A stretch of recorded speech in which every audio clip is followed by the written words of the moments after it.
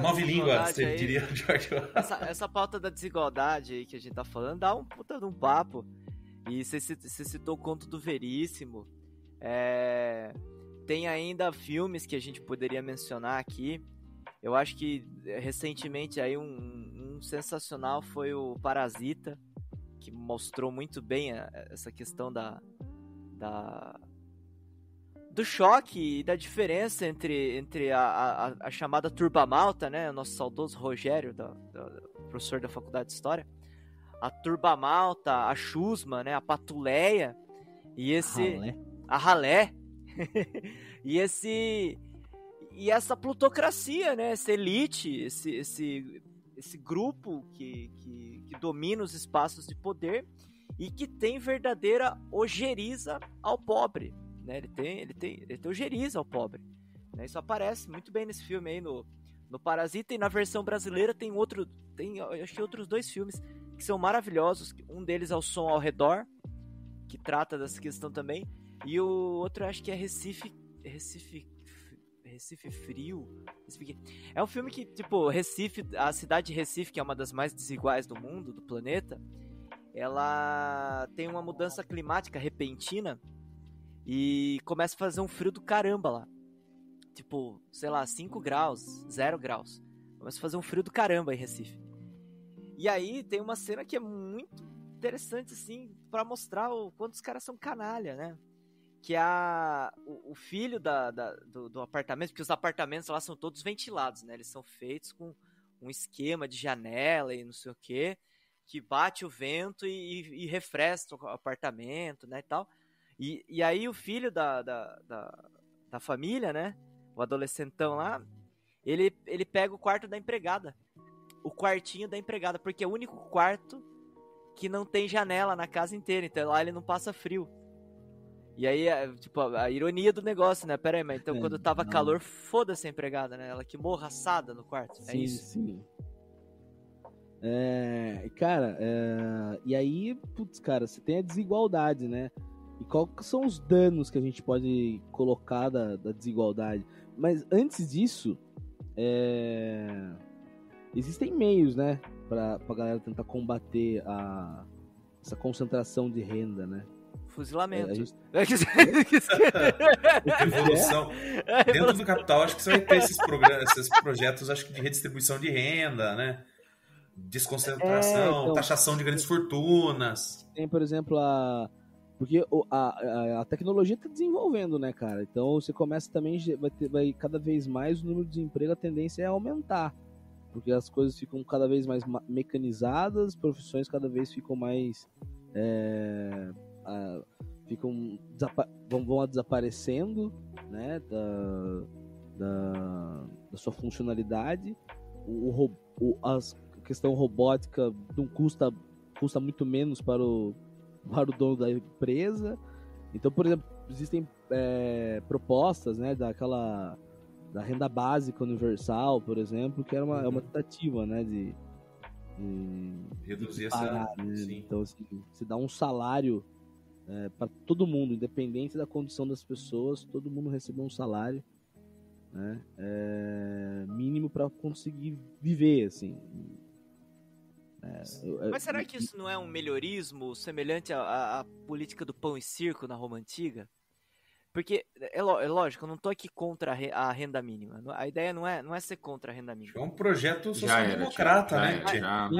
Mas o lance primeiro, quanto vai ser essa renda mínima? Porque uma coisa é essa renda mínima nos países centrais. Por exemplo, a renda mínima na Inglaterra. Pô, da hora, né? É uma renda considerável. Nos Estados Unidos, lá, nem lembro qual que foi a quantia, mas é tipo, sei lá, no mínimo 5 vezes mais do que foi aqui no topo, assim. Quando era 600 conto aqui, lá os caras recebiam 5 vezes mais. Né? Então, beleza.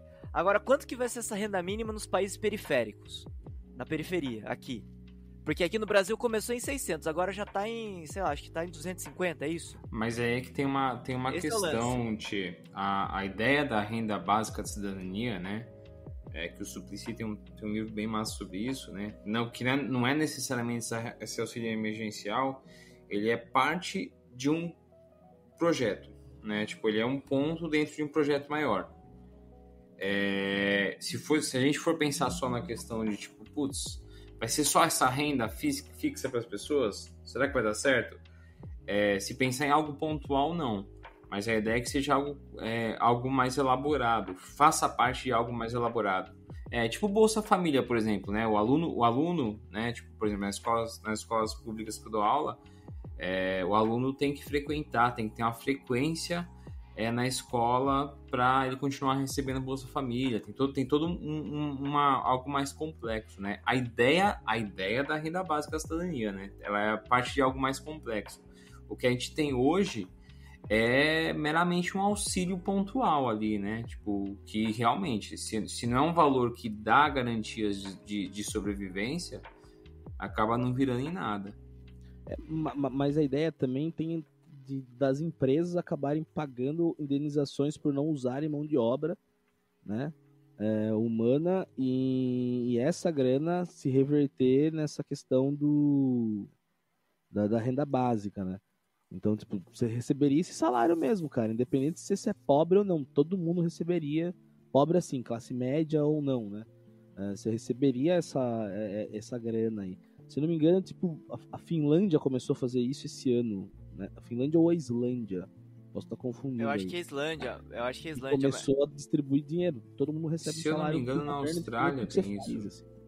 Mas aí que tá, mas o lance é que, por exemplo, aqui no Brasil as coisas elas chegam de uma forma deturpada. E a implementação é deturpada, porque há uma blindagem da plutocracia econômica brasileira e dos bancos e das elites econômicas de maneira geral. Então, e sem contar a tradição populista que tem na América Latina como um todo e no Brasil também. Então, eu tenho muita preocupação de essa questão da renda mínima acabar se transformando em uma forma de conter as massas populares, mantendo uma condição de vida de subsistência, né? Não de existência, mas de subsistência, né? Para que não se revoltem, e ainda por cima de compra de voto. Porque já ficou claro nessas últimas pesquisas aí que teve, que a popularidade do presidente ela oscila para baixo conforme a redução ou então não pagamento do auxílio. Então, eu avalio que o auxílio não vem, ele veio para ficar e vai acabar se transformando numa política de Estado brasileira. Essa é a minha avaliação. Posso estar errado, daqui uns 10 podcasts a gente vê se tá certo ou não.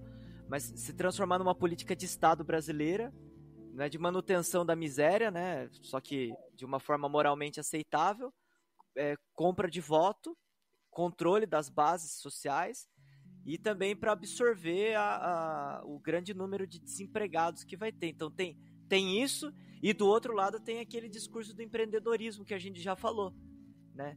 Uma parte você transforma em empreendedor e a outra parte que não vai ser absorvido pelo mercado de trabalho você dá a renda mínima. Não sei. Sim, para as pessoas que não conseguirem...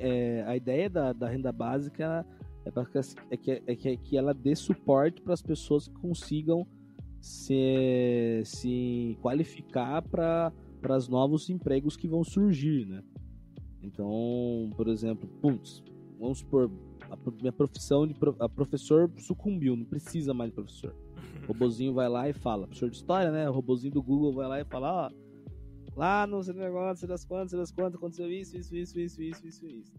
Então, por exemplo, sucumbiu. Aí eu, o que eu vou fazer na minha vida? Até eu me capacitar, eu receberia essa renda, né?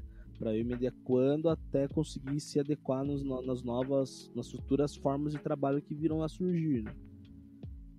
Então, assim, a ideia é meio que também, acho que é tentar equilibrar e capacitar o ser humano, né? Pro futuro, assim. Se for bem implementado, acho que vai, né? O problema é como... Sem mobilização popular e sem organização, é muito difícil fazer a implementação correta disso daí. Aí eu acho que legal. O Estado para fazer essa forma de organização, né? Só para voltar àquilo que você estava falando, Luquinha, né? Das consequências de quem está na outra ponta, né? Quem sofre com a desigualdade social. as consequências psíquicas, assim, do ponto de vista psicanalítico, a gente pode dizer que são consequências comparadas a quem sofre esse processo de tortura, quem passou por processo de guerras, genocídios, principalmente porque essas consequências são frutos desse adoecimento, que causam esse adoecimento psíquico, são frutos desse sintoma, desse rompimento, desse laço social que é estabelecido entre os seres humanos, assim, sabe? A psicanálise, ela tem maneiras de tratar e lidar com essas pessoas que vivem nesses espaços de exclusão, de marginalização, sabe? E aqui no Brasil tem grupos ligados a universidades e associações que têm tido grandes avanços no tratamento dessas pessoas, principalmente criando aí grupos de estudo, tratando essa violência, né, sofrida nesses espaços e seus efeitos traumáticos, e principalmente proporcionando para essas pessoas assim, espaços de fala onde o sofrimento de viver nessas condições, ao invés dele ser individualizado, ele acaba sendo coletivizado. E essas pessoas acabam sendo escutadas também. E aí acho que é nesses momentos que, como o Otto Gross fala, aquele proscrito da psicanálise fala, né, que a terapia ela pode ser fermento de uma revolução, acho que é nesses espaços que é possível também se criar aquilo que a gente tanto luta, né, para quem sabe fazer um chamado à reflexão, né, a consciência de classe, principalmente porque essas experiências de escuta e criando esses espaços onde essas pessoas possam estar ali falando sobre as suas experiências de vida, elas permitem essa ressignificação da experiência de viver e uma nova reinscrição social, assim, sabe? Conclua só para... E principalmente se aí a gente começa a entender como que esses mecanismos de silenciamento do Estado e dessa sociedade burguesa atuam de fato tanto coletivamente como individualmente, inviabilizando ou invisibilizando essas pessoas, tornando elas seres humanos aí que são quase que invisíveis mesmo aos olhos da sociedade, sabe? E aí a gente tem que trazer também aqui de que esse processo de exclusão que o Brasil sofre, a nossa desigualdade social, ela também tem como elemento central o racismo, sabe? Então a gente não pode deixar de fora também essa questão crucial que tá comentando, de que tem um temperinho a mais a nossa desigualdade, sabe? Cara, essa parada, a desigualdade, ela se repara tudo, por exemplo, no ambiente democrático representativo, né?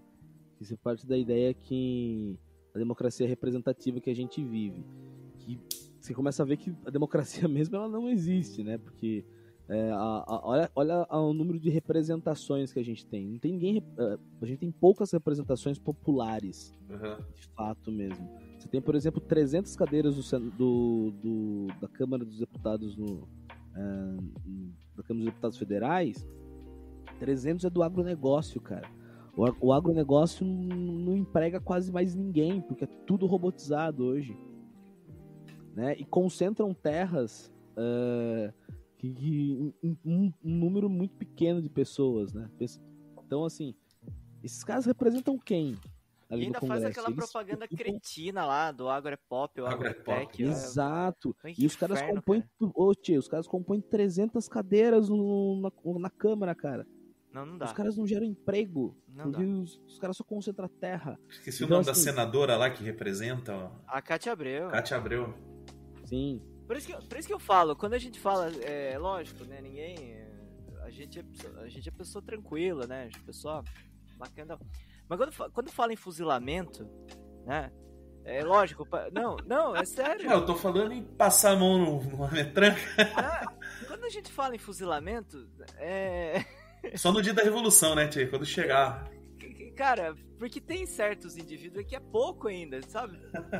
Não é possível, cara. E tem mais, né? O Gleison falou do caráter racial da questão, mas o caráter racial, ele afeta, lógico, os africanos sequestrados no continente lá e trazidos à força para trabalhar aqui, mas ele também se dá sobre os indígenas. E os caras estão metendo trator e passando em cima de terra indígena até